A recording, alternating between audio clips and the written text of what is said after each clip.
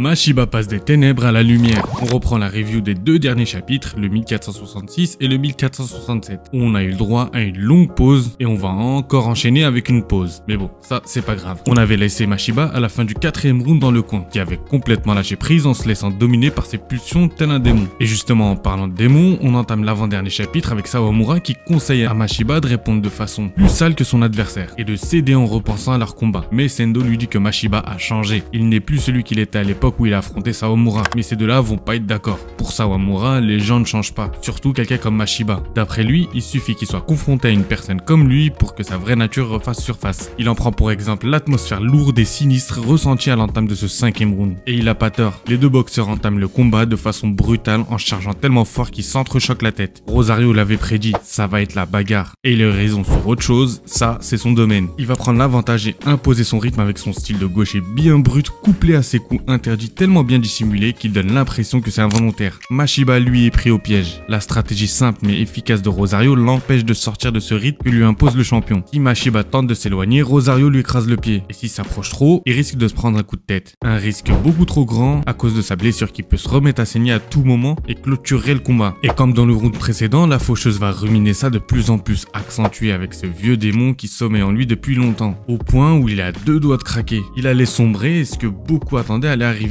Mais Hippo a dû sentir que Mashiba allait faire quelque chose qu'il aurait pu regretter toute sa vie. Il lança des encouragements poussés dans la salle afin que Mashiba les entende. La salle entière se mit à crier son nom. Ces encouragements lui ont fait comprendre que c'est plus comme à l'époque où il se battait seul. Il n'a plus à se reposer sur cette partie sinistre pour avancer. Ça, c'est à l'époque où il était faible comme il le dira. Aujourd'hui, il a beaucoup de monde derrière lui, des gens comptent sur lui et il vient de changer en plein combat en prenant conscience de tout ça. Grâce à cette intervention d'Hippo, il se ressaisit et reprend le combat en étant sûr de lui avec l'encouragement de toute la salle. Ce chapitre est assez inattendu. Beaucoup pensaient que Mashiba allait craquer, même moi d'ailleurs. Et encore une fois, l'auteur nous surprend en allant dans la direction opposée. Et je trouve que c'est plutôt bien amené. Maintenant, est-ce que vous pensez que ça sera suffisant pour que Mashiba gagne le combat? Il a un talent inné, certes, mais Rosario est redoutable aussi. Honnêtement, ça reste assez flou pour moi. Le dénouement est vraiment imprévisible. J'ai une petite théorie dont je vous ferai part dans pas longtemps. En tout cas, j'ai vraiment bien aimé ces deux derniers chapitres. Et j'aimerais savoir ce que vous en pensez vous aussi. Donc n'hésitez pas à me le dire. Et n'oubliez pas de chapitre la semaine prochaine.